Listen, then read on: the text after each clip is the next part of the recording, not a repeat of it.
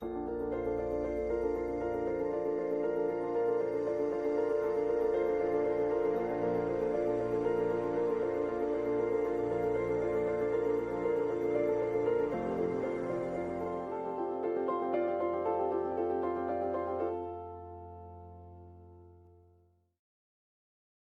again, everybody, and welcome back to the rarefied air of Mount Olympus, where the Greek gods have given refuge to Mike and me so that we can share in delivering infallible Olympian judgments about issues of history, religion, and culture and why they matter. My name is Coel Campo. But it is a bit foggy up here, so the judgments are only just as impartial and infallible as we can make them. My name's Mike Pierce, and this is the third episode in our short series about modern politics and how left and right, liberal and conservative, keep changing their meanings. Yes, and in this episode, left and right just completely go off the reservation here. Yeah, liberals and conservatives don't get a look in. They've been disowning what happens in the interwar period ever since. Right. Our picture here is, quite apart from the hammer and sickle and the swastika, which was my insertions, the picture is a famous painting by Picasso of Guernica, which is a town in Spain that was the target for an experimental weapon. In the Spanish Civil War in the 1930s, Stalin gave aid to the communist side, and Hitler and Mussolini gave aid to the phalangists, to Franco's nationalist side, and Hitler tried out his new Stuka dive bombers on Guernica, and unfortunately they succeeded all too well. So this painting is depicting that. So let's just start off with a major excerpt from a very famous poem by W.B. Yeats in 1919. So written then right after the end of the First World War. And the poem is called The Second Coming. Things fall apart. The centre cannot hold. Mere anarchy is loosed upon the world, the blood-dimmed tide is loosed, and everywhere the ceremony of innocence is drowned. The best lack all conviction, while the worst are full of passionate intensity. Surely some revelation is at hand, surely the second coming is at hand. The darkness drops again, but now I know that 20 centuries of stony sleep were vexed to nightmare by a rocking cradle. And what rough beast, its hour come round at last, slouches towards Bethlehem to be born. Wow. I know he's making some biblical references here, but I have to admit, sometimes having a little baby feels a little bit like 20 centuries of stony sleep vexed by a nightmare.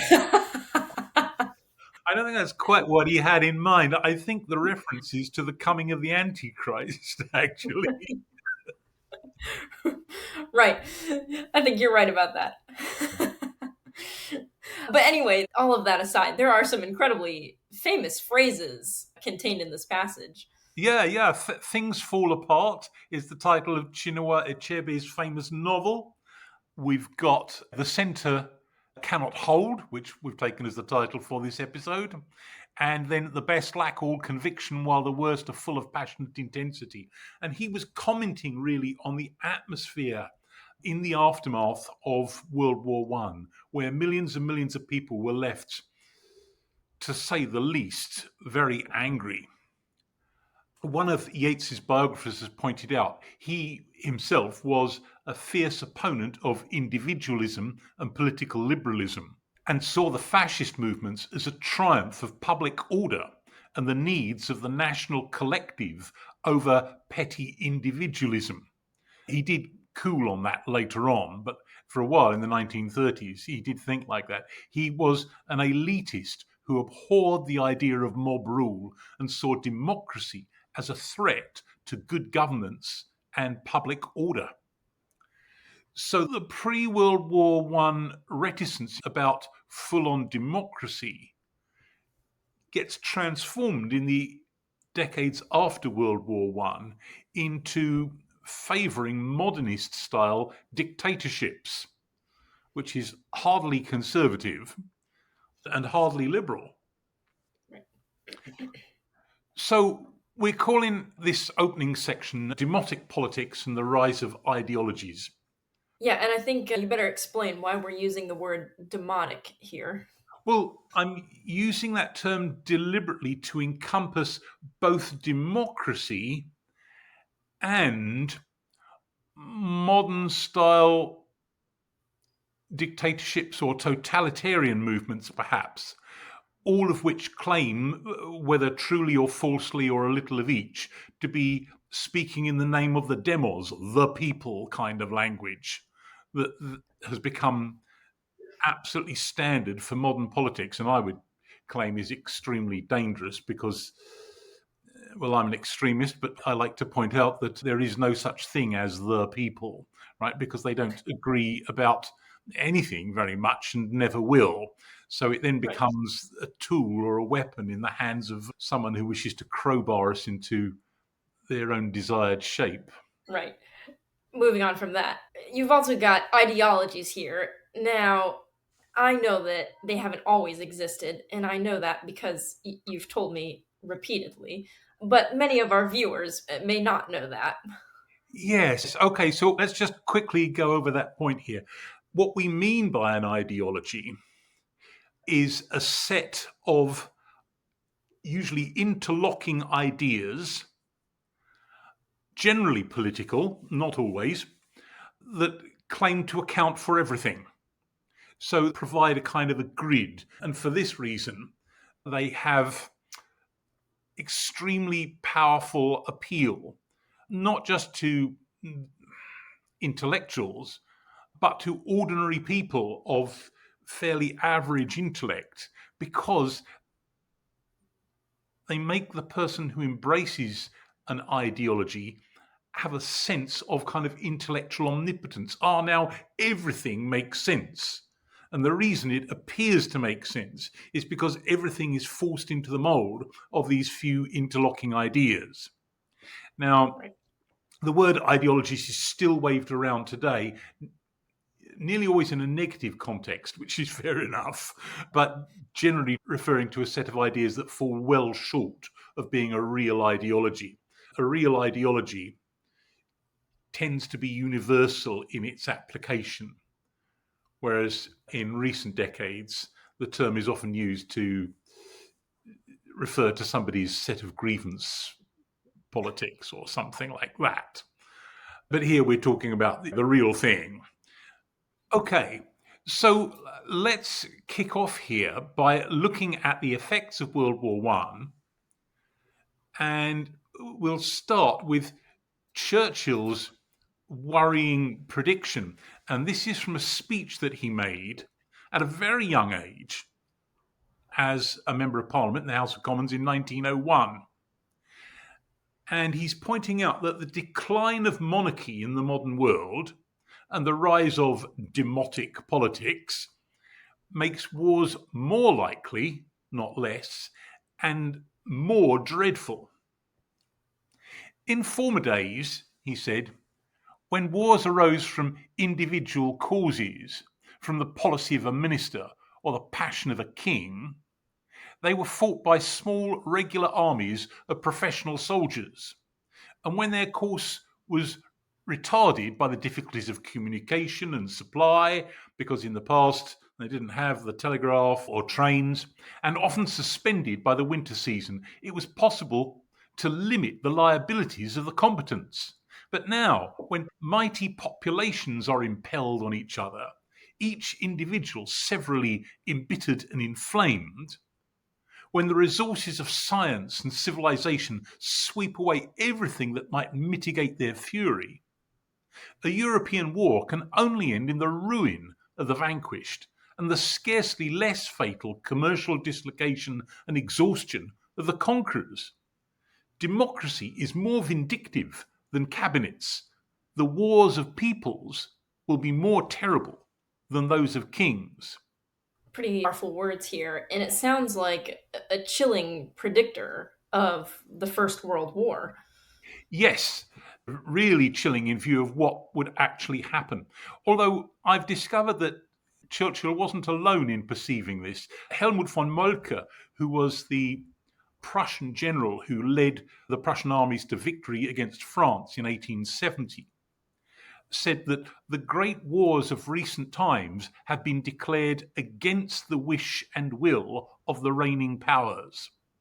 So he could see that modern warfare was becoming bigger and deadlier. Now, you can find exceptions to that. Of course, many viewers will want at once to point to Napoleon and the mass mobilization introduced by the phenomenon of the French Revolution. But that aside, these statements are broadly correct. And these people were commenting really on their own times. They could see the way that things were going. Yeah, because now we might want to argue that technology is causing less casualties, with automated drones and things like that. But I don't know that that's necessarily true. Well, we're in a strange situation now because, of course, modern technology has created a situation in which we can destroy the planet many times over. Right. But because of the high tech, we are needing smaller armies, not too small, but no longer entire massed populations. Yeah, it's cutting in several different ways at once. And the other situation that we're in now, which couldn't really have been envisaged at the time of the First World War, was that today the technology of attack is way ahead of the technology of defense. Whereas at the time of the First World War, one of the reasons those lines were stuck for all that time was that the opposite was the case. The technology of defense was way ahead of the technology of attack.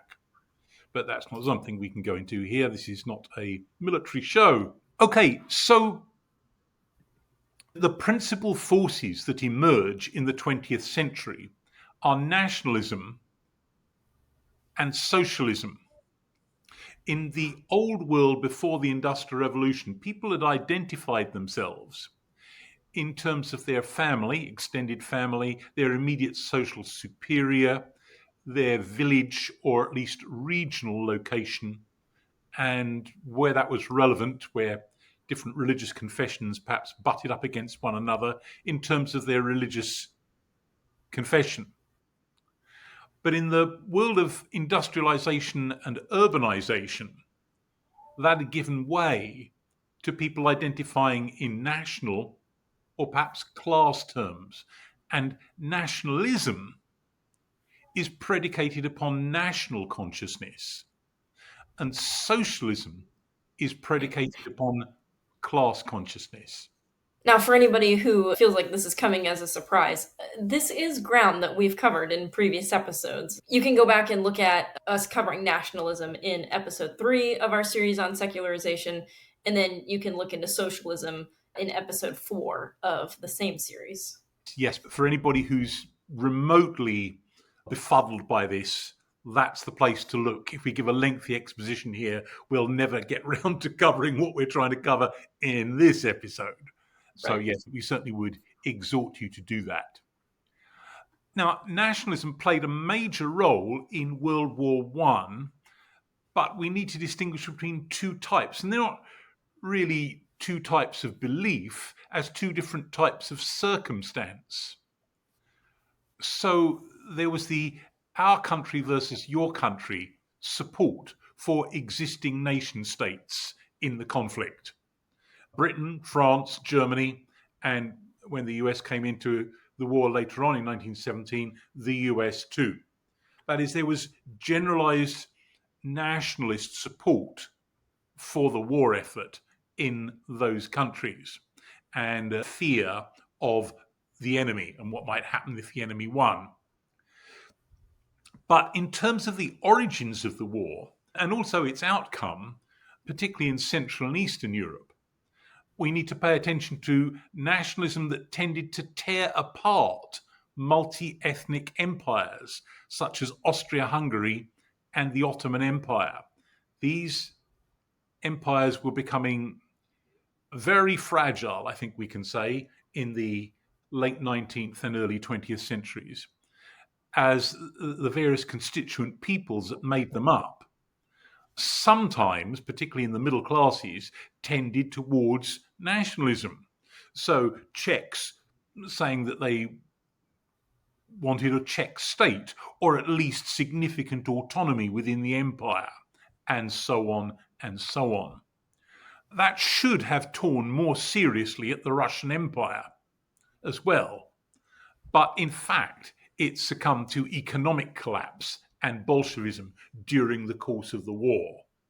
There were nationalist pressures inside the Russian Empire, most notably from its Polish subjects. But the real thing that did for it was not that, but the economic collapse and the communist revolt.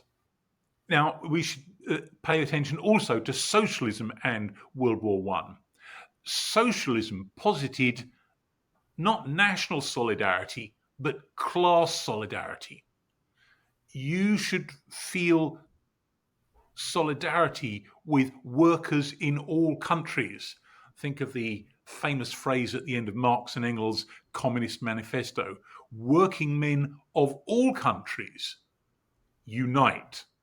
Right? What you should be uniting over is the fact that you are working men. And so socialists opposed war between states.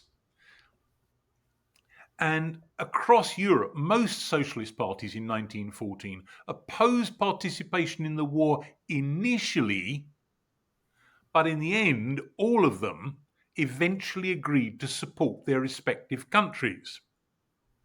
So the socialist opposition to participation ebbed away very, very quickly.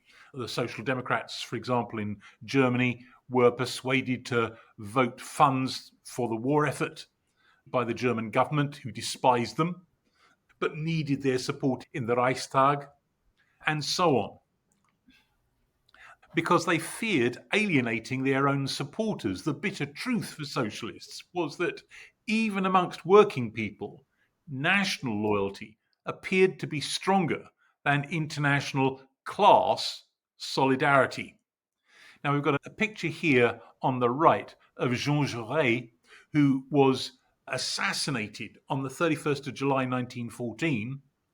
He was a French socialist leader because he was opposed to the impending war. So he was taken out.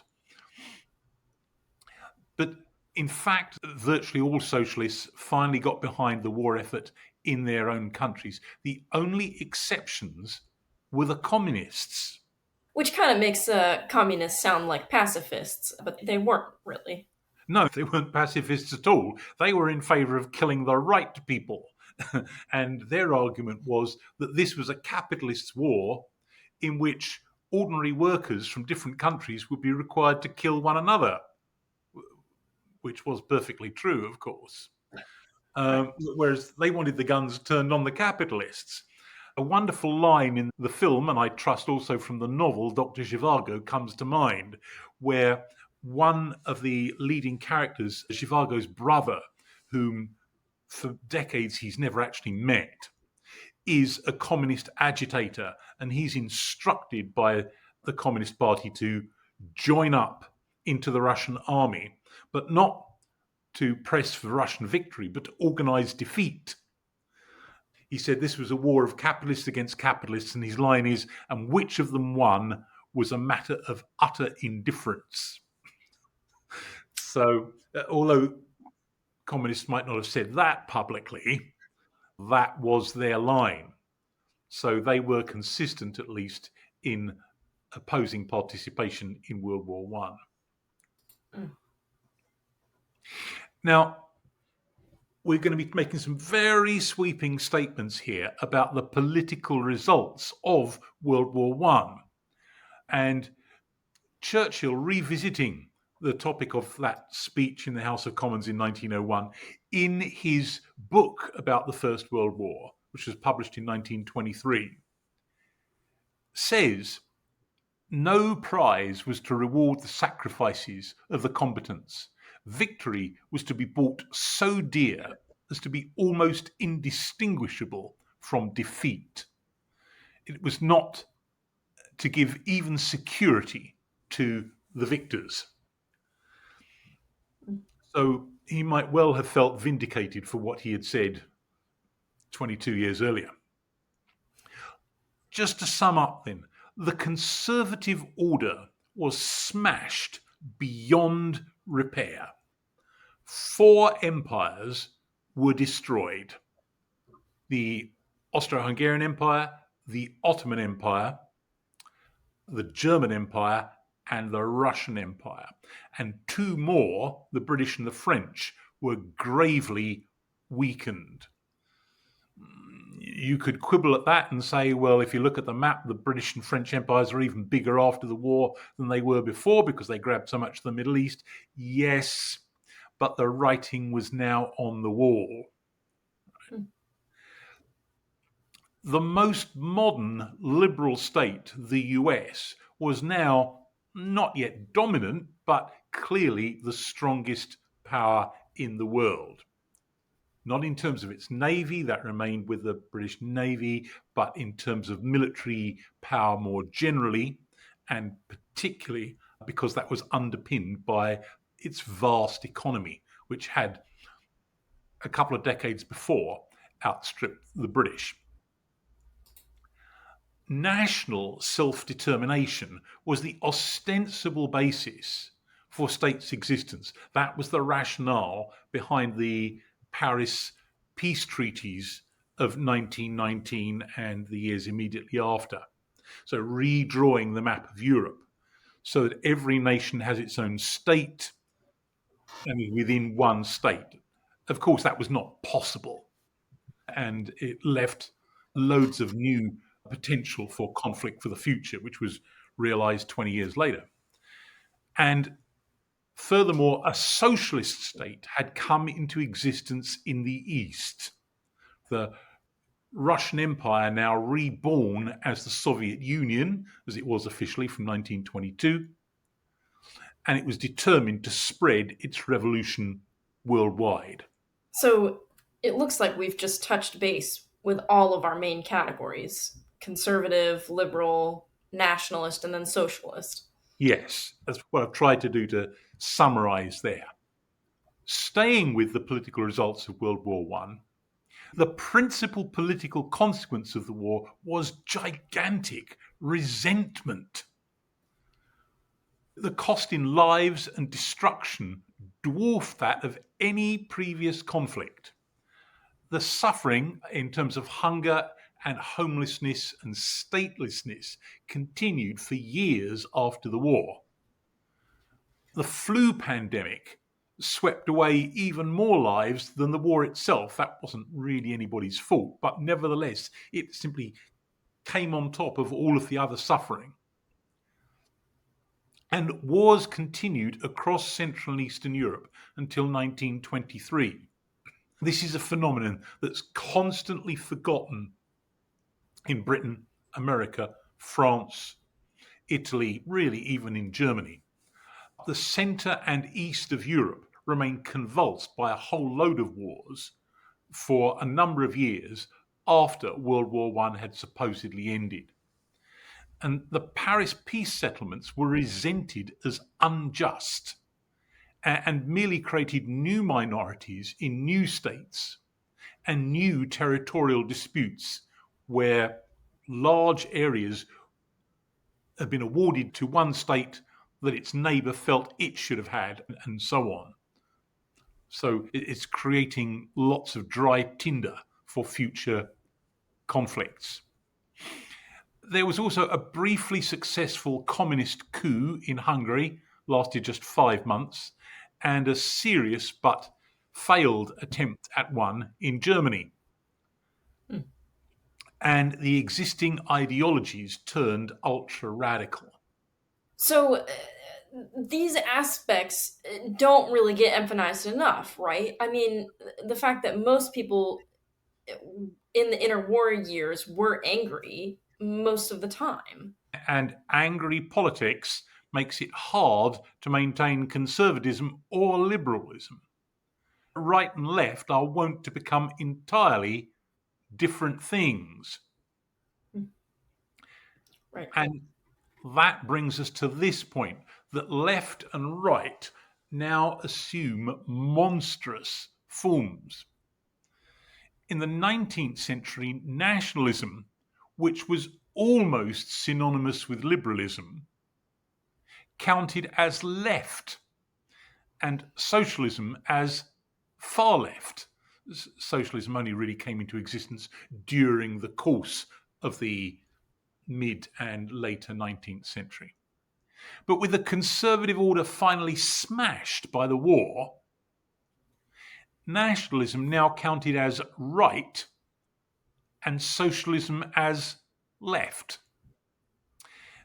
And most nationalism metamorphosed into a new creed, fascism, that played upon the disappointments of the war and its settlement. And inspired by Soviet Bolshevism, socialists in many countries scented the possibility of real power. Now, I sense that one of those Pierce-ish takes on things is about to get a brief airing. We'll try and keep this brief, yes. The fact of the matter is that neither nationalism nor socialism actually works.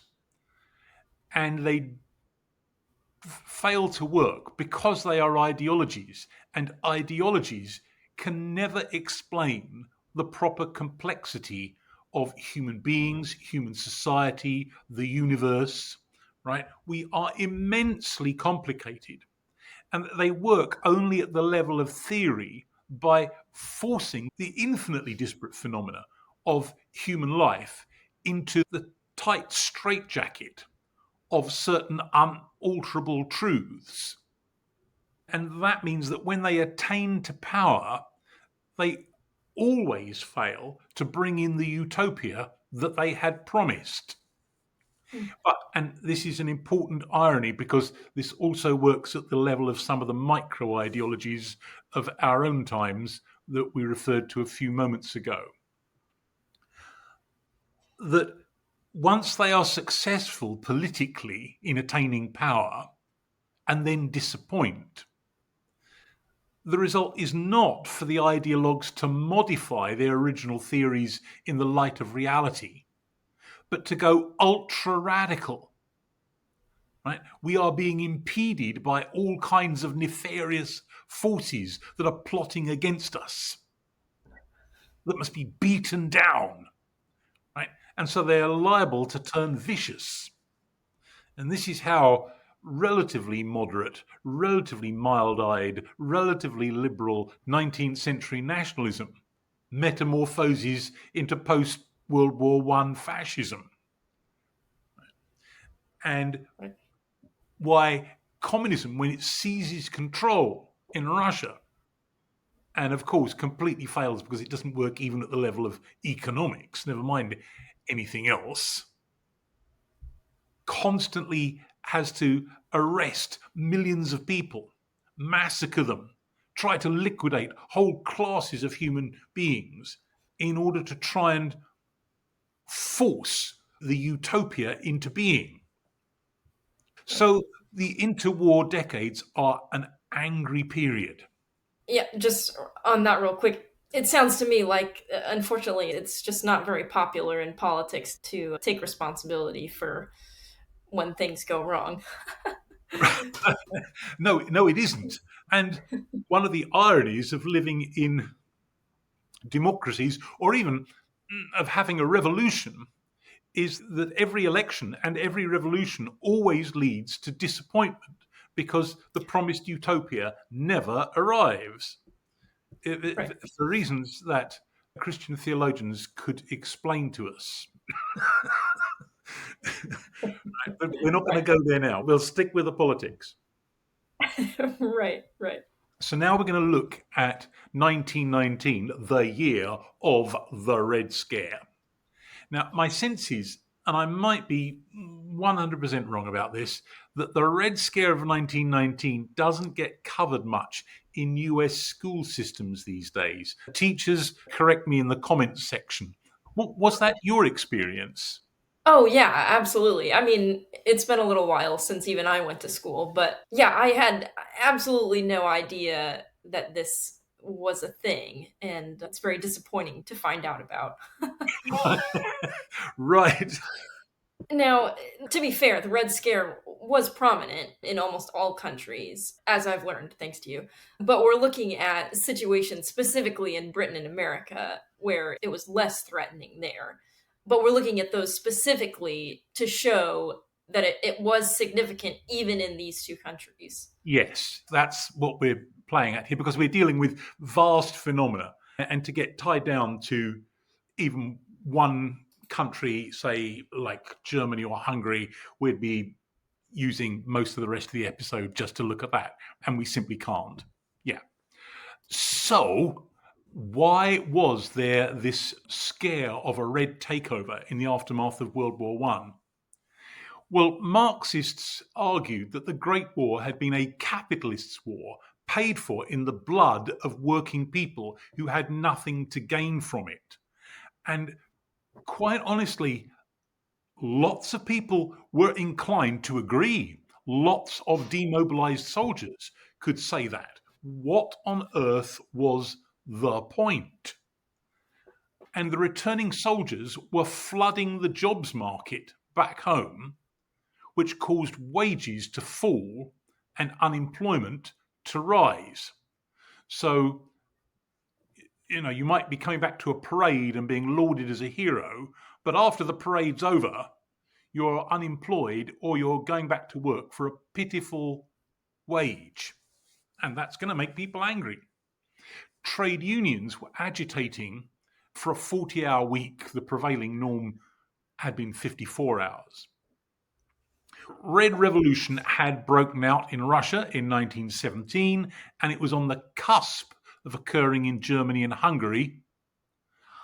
Many people in the UK wanted it to happen there too, and many other people feared it. So it sounds to me like the Reds did have a point. Yeah, they did. They did.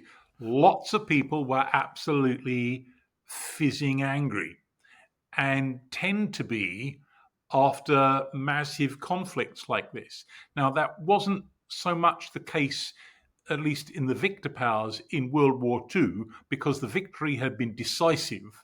The danger averted was awful.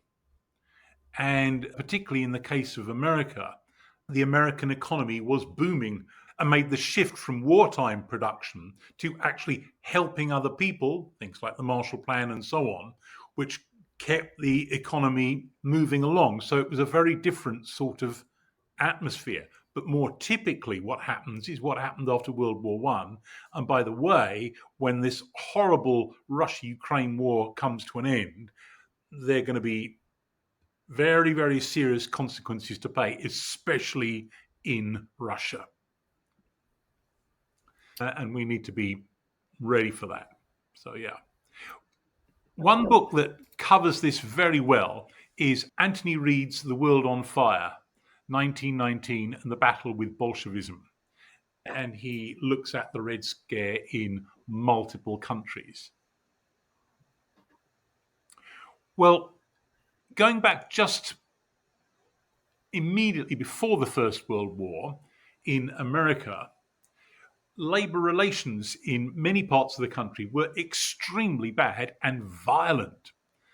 This picture shows striking coal miners getting ready to confront federal troops during the so-called Colorado Coalfield War of 1913 to 14, in which well over 100 people died, culminating in the Ludlow Massacre of April 1914, when 20 people were killed, including 12 children and 2 women in the strikers' camp, killed by strike-breaking troops.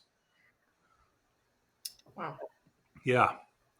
But the Red Scare in the immediate aftermath of the war included anarchist bombings, in the spring of 1919, aimed at politicians, officials, businesses, a church, a journalist.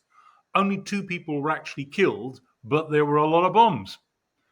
There was a general strike in Seattle in September of that year. Dock workers refused to load weapons onto ships that were bound for the White Army in Russia because the dock workers supported the Reds in the Russian Civil War. And they attacked those who did load them. And the ripples spread outward across unionized labor. And again, force and violence were used.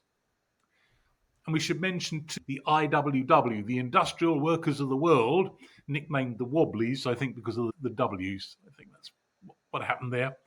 Its constitution read, the working class and the employing class have nothing in common. Between these 2 classes, a struggle must go on until the workers of the world organize as a class. So there it is, class solidarity, internationalism, take possession of the means of production, classic Marxist phrase, abolish the wage system, and live in harmony with the earth. There's the utopianism. We must inscribe on our banner the revolutionary watchword, abolition of the wage system. It's the historic mission of the working class to do away with capitalism. The army of production must be organized not only for everyday struggle with capitalists, but also to carry on production when capitalism shall have been overthrown. Sounds like communism to me. Yes, yes. Well, they weren't necessarily explicitly communist, but you can see that that is the content, yes, of the most active parts. The IWW included a number of people who were anarchists rather than Marxists, a range of socialists, actually. Well, the Russian Revolution inspired a lot of striking US workers. So, this is a leaflet handed out, I think, in the Seattle area, actually. Russia did it. The Russians have shown you the way out. What are you going to do about it? You're doomed to wage slavery till you die unless you wake up. Ideologues of all kinds are always trying to awaken people because they're sure that they understand and that ordinary people are basically stupid. The people on behalf of whom they contend, they simultaneously despise. This is not just a problem on the left. And you realize that you and the boss have nothing in common, that the employing class must be overthrown, and that you, the workers, must take over the control of your jobs and through them the control over your lives. Now, how do we account for this? Do we imagine that American workers just had no clue how much violence was really going on in Russia? That's certainly likely. A lot of Westerners were inspired by communism and were insulated from the brutal realities of what was happening. To be fair, however, this was still a pretty early stage, so they might be forgiven for that. But we've got to remember that in the minds of everybody alive at that time, Russia had long been notorious as an oppressive, arch conservative regime under the Tsars, the opposite of what America aspired to be. In a way, it was, but it's very hard to overlook the gaping hole of segregation in the South. But anyway, what America aspired to be. And the Reds had overthrown the Tsar. There was also plenty of resentment against the harshness of American industrial working conditions, which were harsh everywhere, including in America. And there were also many recent immigrants into the US who had absorbed Marxist ideas. And demobilized soldiers, remember, not just in America but everywhere else, were also inured to violence. They just endured hell, right? So these people are not going to be talking sweet reason. Right. Well, here is a newspaper photograph, and the caption read, "How the Great Seattle Strike Was Broken. Our photo shows machine gun crews ready to fire upon the strikers. Police, soldiers, and armed civilians were used by Mayor Hansen." And this is particularly common, I'm afraid, in America with its labor relations. Violence was resorted to by the authorities against a lot of people who were merely striking, actually. But that's not to say that there wasn't anything to be afraid of. This next picture shows the Wall Street bombing in September 1920, probably the work of Italian anarchists. And the next picture again is the same scene. There's a victim there of the bombing. 38 people died, mostly pretty junior employees of the banks and the various financial institutions around there, and 143 people seriously injured. I guess this must have looked like the prelude to the Red Revolution. Yes, yeah, because there were a whole load of events of this kind, as we've noted a few moments ago. Yeah. Well, throughout the interwar period, the Communist Party maintained an ominous presence. And this is the party convention in Chicago in 1939. It's not small. Yeah. And given that all communist parties were run from Moscow, I'm assuming that US and Soviet relations will have then been permanently chilly. Yes, they were. Although Soviet relations with almost everybody were pretty chilly. The worst relations, actually, were not with the Americans, but with the British. There's a lot we could say about that, but we don't have time for it. But American authorities were quite rightly afraid of red subversion inside America. Lots of our viewers will be familiar with the book by Whittaker Chambers, chronicling his own participation in the Communist Party in the 1930s and how there were active attempts to infiltrate government departments and so on, quite often successful. So, yeah, there was something to worry about. Well, let's look at the situation in Britain now. Right after the end of the war, the 1918 election marked the beginning of the seismic shift away from the Liberals to Labour. Now, just to be clear, the British Labour Party was not communist. No, it wasn't. But it was a lot more radical in its policies than we would be used to from a Labour Party of more recent years. And certainly there were loads of Marxists within it. And that had the effect of unnerving a lot of the British establishment. But it is part of a really major shift. Now, we've got a picture here of Emmanuel Manny, as he was known, Shinwell, who lived, yes, he really did live to the ripe old age of 102 and spent the last decades of his life as a member of the House of Lords, which is kind of hilarious because he was the reddest of the red. He came from a Jewish background in London, but made a lot of his political career in Scotland. Here he is campaigning to be an MP in 1918. He wasn't elected that time, but he was in 1922 for Linlithgowshire, which is a county which has long since been abolished. But anyway, up in Scotland. Here he is in January 1919 with Harry Hopkins, another radical trade union organiser, leading strikes in Glasgow. And Glasgow was the epicenter of the Red agitation in Britain after World War One. It was strong in Scotland generally, and indeed across the UK, but particularly in Scotland, and its epicenter was in Glasgow.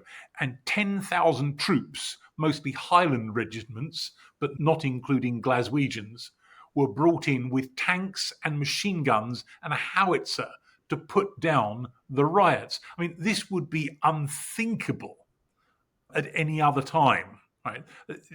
Lots of Brits don't know this because nothing like it has happened since. But yeah, the government was extremely worried. Now, in the next election in 1922, Labour finally outstripped the Liberals in both votes and seats won. The Irish seats, just to explain quickly, were now those of Ulster only because the South had become a separate country. Right. And this marks the point at which the conservative liberal duopoly was replaced by the conservative labor duopoly. Right, which we might be tempted to say it has been ever since, except that British politics is in such a mess right now. I mean, that duopoly has been fragmenting slowly, even since the 1970s, actually, and it's been picking up pace.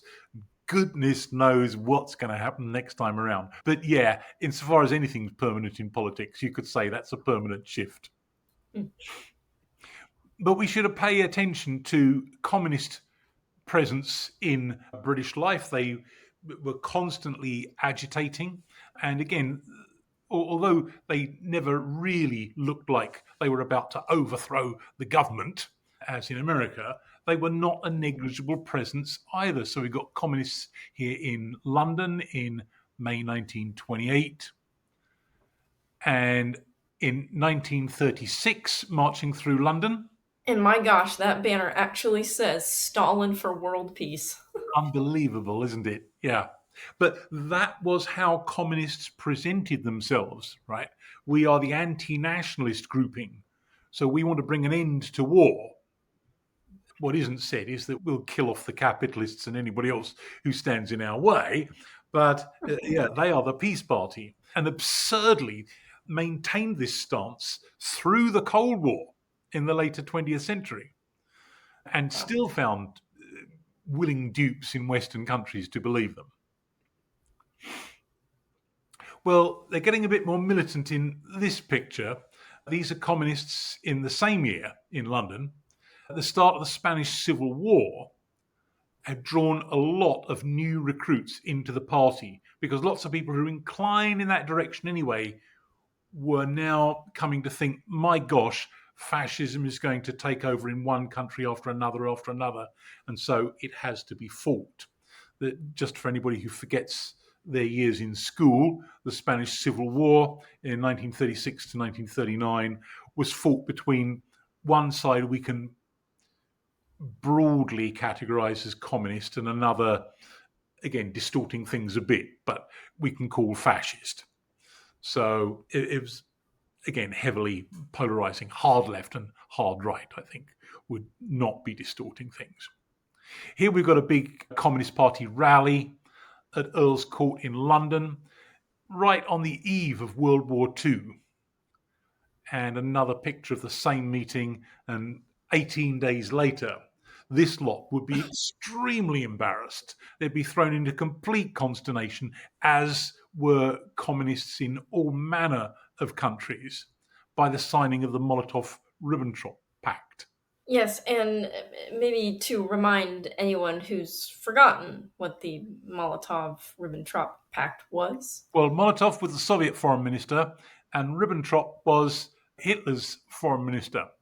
And they signed a peace pact between their two monstrous regimes, which until that point everybody had assumed to be absolutely deadly enemies, and agreed between themselves to carve up Poland and the Baltics and other bits of Eastern Europe between them. And this was the point at which everybody realized that the outbreak of a Second World War was absolutely inevitable. And within a few days, indeed, it had broken out. But it also meant that the Communist Party members in Western countries, Britain, America, or elsewhere, had to turn around on a dime, which was something they got used to in the decades ahead. And instead of denouncing fascism, they needed to denounce their own countries, in this case, Britain, because the Soviet Union was tacitly aligned with Nazi Germany. Right. Okay, well, if that's the red threat, what about the black threat, fascism? Yes, so now we're turning our attention to the opposite extreme, really. And again, we'll be illustrating this with the British and American phenomena for the same reason that we did with the Reds. Right, because although fascism never looked like taking control in either country, we shouldn't forget that even there it had a significant presence. Well, let's start this story right at the beginning with this man, Gabriele D'Annunzio. He was a very famous Italian poet, a ferocious nationalist, a freebooting soldier. And even though he was well into his 50s during World War One, he insisted on signing up and participating as an airman because it was the new technology aircraft, and the proto fascist. Now, this guy actually seized control of a place that I've been to, the city of Rijeka. Yes, which he insisted was Fiume, not Rijeka. Right, although both names just mean river. Right. And after the defeat of Austria Hungary, this was part of Austro Hungarian territory and it was up for grabs.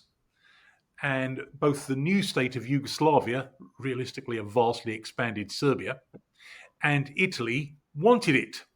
And he was determined that Italy would have it.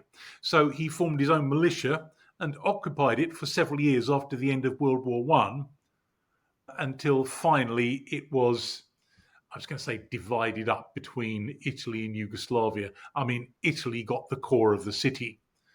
Yugoslavia got the workers' suburb of Susak, and the poor old workers had to cross an international frontier every day just to get into work.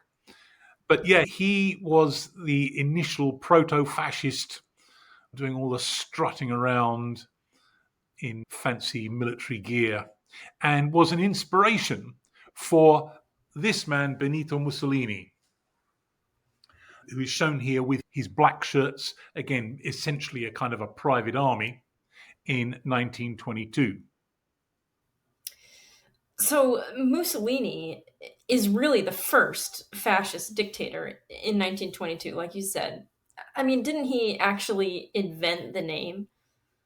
Yes, he said that his followers were like the fasces, which was the axes carried around by someone I think called the lictor in the Roman Empire, the executioners. And these were bound together very, very tightly in bundles. And he said that this was true of his followers as well. So they were the fascists. Well, this again is another gigantic topic, even just looking at Italy, let alone once we start to consider Nazi Germany. So we are going to do no more here than tick off some boxes so we can see how widespread this phenomenon was. There were fascist type groups across Europe. Italy, with Mussolini's original fascists. Germany, of course, Hitler with the NSDAP, Nationalsozialistische Deutsche Arbeiterpartei. Romania with its Iron Guard, France with Marat and his Action Française, Spain with the Phalange, Britain, as we shall see in a moment, with Oswald Mosley and his British Union of Fascists, the Iron Wolf in Lithuania, the Fire Cross in Latvia, the Freedom Fighters in Estonia, the Ustasha in Croatia, and the Arrow Cross in Hungary. I'm probably forgetting one or two here, but they'll do for now. So, it's really a generalized phenomenon after World War One. And nationalism took this vicious turn because of the disillusionment with the results of the war. Yes, all the new countries in Europe felt threatened by their neighbours or resentful that there were territories that they hadn't been awarded. And they had significant national minorities because national self determination was not possible to be pursued because different ethnicities, different religious confessions, different languages have been living cheek by jowl with one another for centuries upon centuries. And so it simply was not possible to draw frontiers that didn't leave that situation. Furthermore, the breakup, in particular of the Austro Hungarian Empire, did terrible things to the economy. Loads and loads of businesses that have been drawing resources from different parts of the empire and selling to customers everywhere suddenly found that their raw materials needed to come across international frontiers, subject to paperwork and tariffs. And that their sales now amounted to exports, subject to the same nonsense. Right?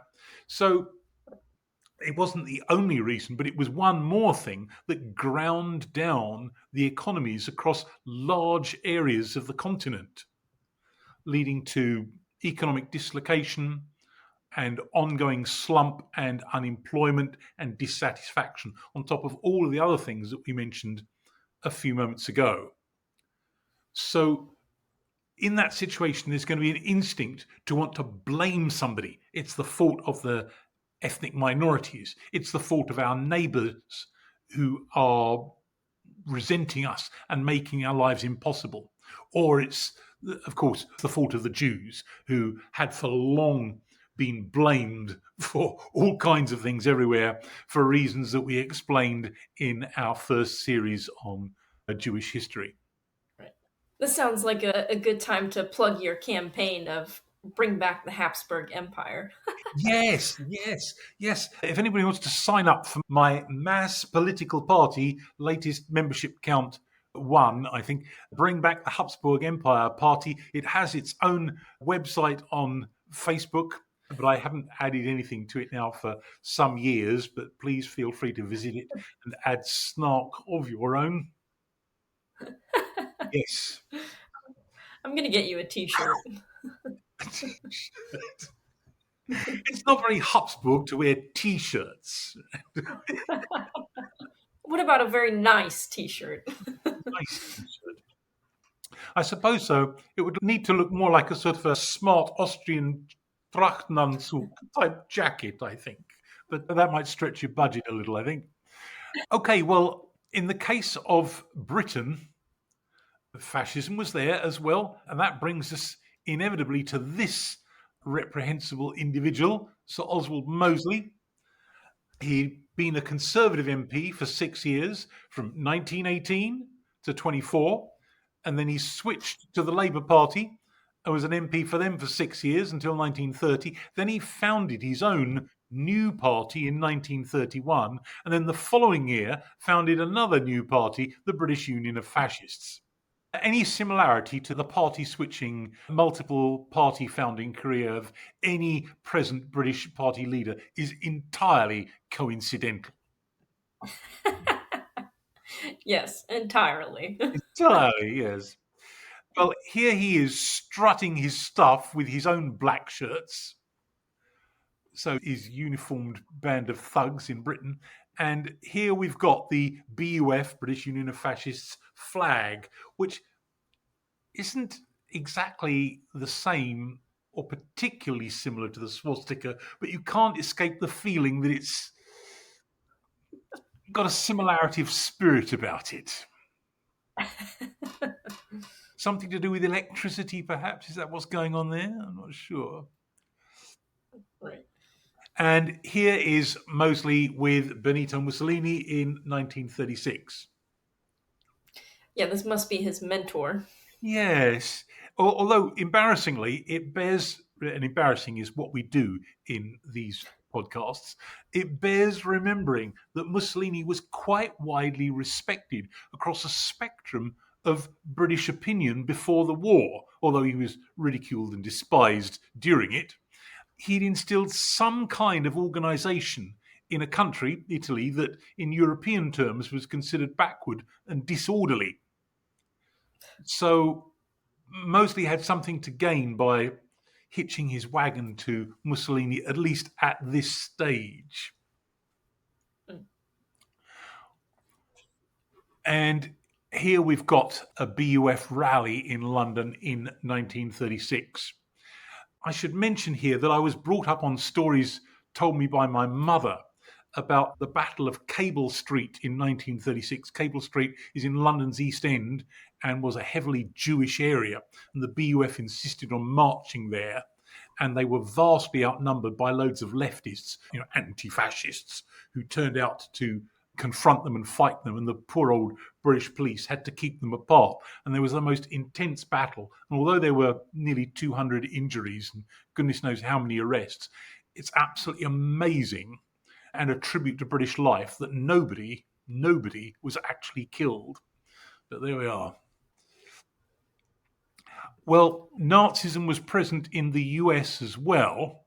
And here we've got a Nazi parade in Long Island in 1937. This is the part of the episode where I just want to lay down on the floor and cry. Yes, yes. Now, in this picture, were these mostly ethnic German immigrants or children of immigrants? I don't know about individual pictures, but certainly one of the most important elements in this was the German American Bund or Federation.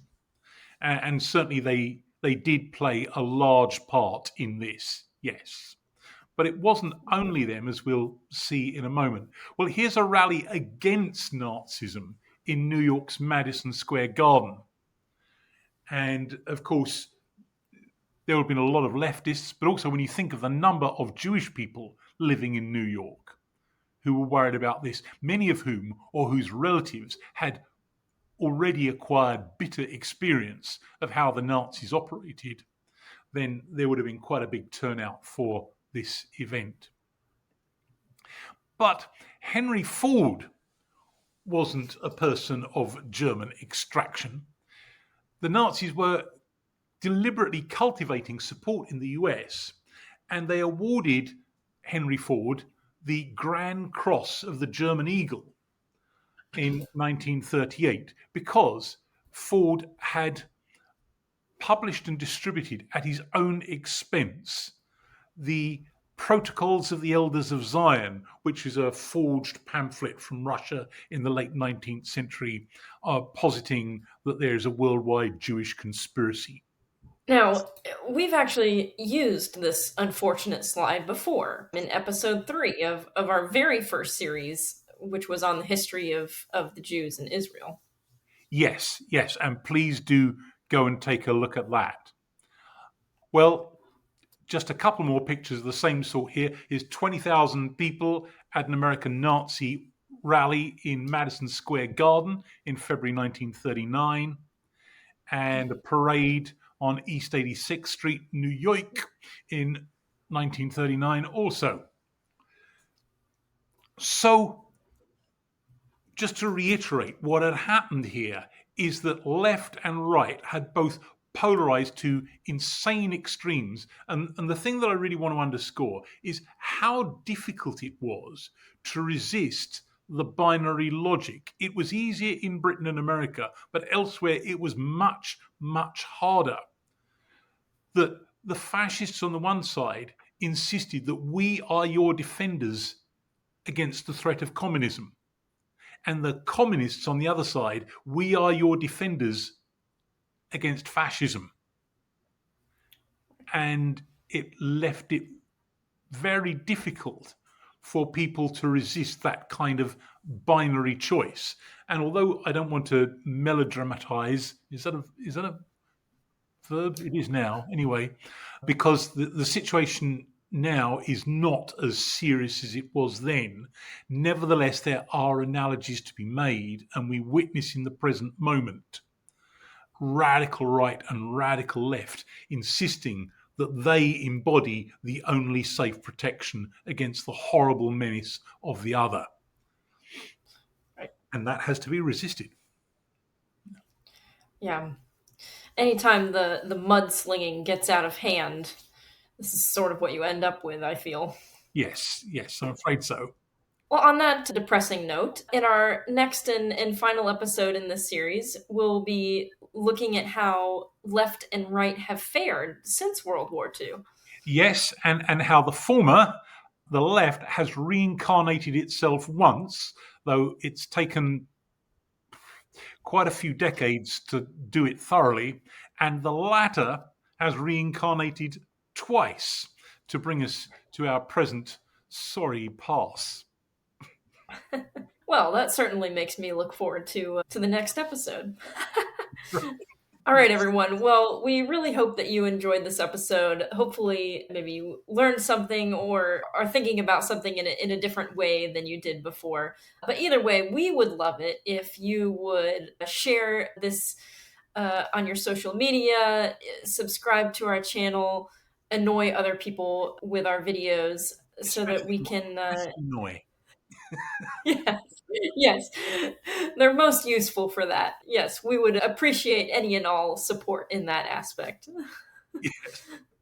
So thank you very much, everybody. Yes, we do hope you enjoyed that, and we'll look forward to seeing you again for the final episode in this series next time.